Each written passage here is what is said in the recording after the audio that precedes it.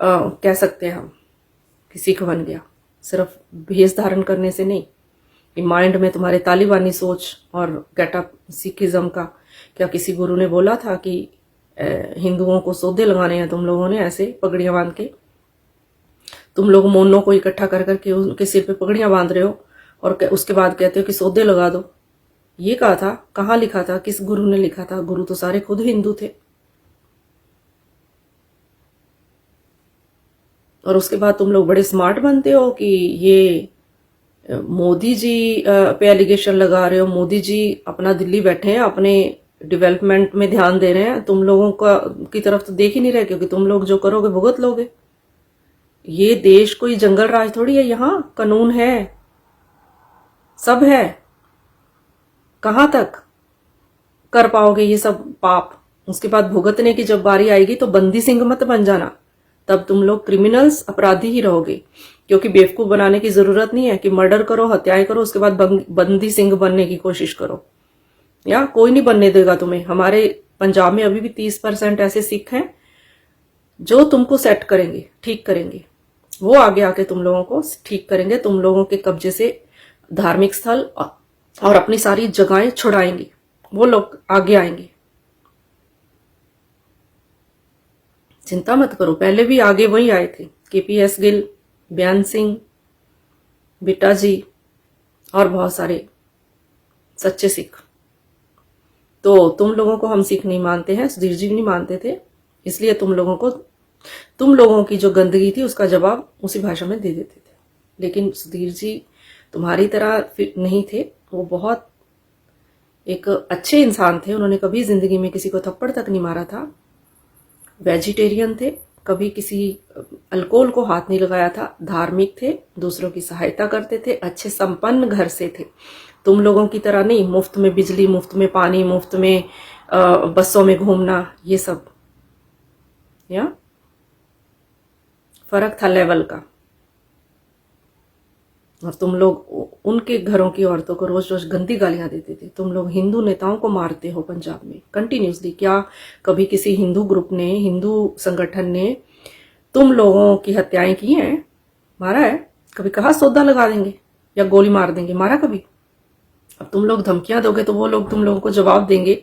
तो तुम लोग क्या उनको डरा के रखना चाहते हो पंजाब में? क्यों? तुम लोगों के बाप का राज है, क्यों डरे तुम लोगों से? 40% हिंदू हैं। 40% हिंदू कम होते हैं क्या? कम होते हैं? बताओ मुझे। लेकिन हिंदू क्यों चुप हैं? हिंदू इसलिए चुप हैं, हिंदू बहुत समझदार, इंटेलिजेंट कौम है। हिंदुओं के बच्चे फॉरेन कंट्रीज में ना बहुत ऊंची ऊंची पोस्टों पे बैठे हुए हैं।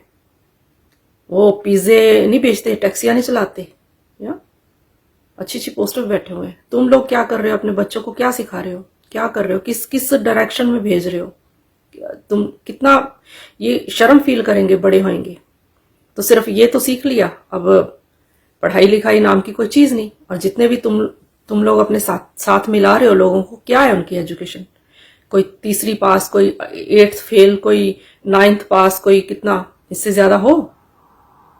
और अभी कितनी वीडियो आई पीछे कि एक जो बड़ा बना फिरता है, अब मैं उसका नाम नहीं लूंगी, ठीक है, लेकिन तुम लोगों ने उसका माइंड जो है हाईजैक कर लिया बेचारे का। वो तो उसको तो कुछ भी नहीं पता था गुरु गोविंद सिंह जी कब पैदा हुए, गुरु नानक देव जी कब पैदा हुए, खालसा पंथ की स्थापना कब हुई, उसको कुछ भी नहीं पता था गुरु ग्रंथ साहब जी के बारे में, नथिंग।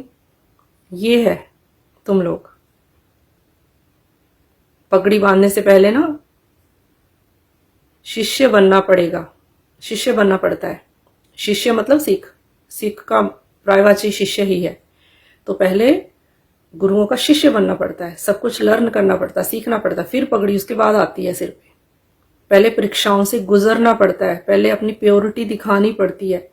और तुम लोग क्या कर रहे हो? टेररिज्म, सौदा लगा देंगे, ये नहीं सिखाया था कभी। किसी गुरु ने नहीं कहा कि तुम लोग पगड़ी बांधने के बाद हिंदुओं के सौदे लगाओ, क्योंकि सभी हिंदू थे, सभी गुरु हिंदू क्षत्रिय थे।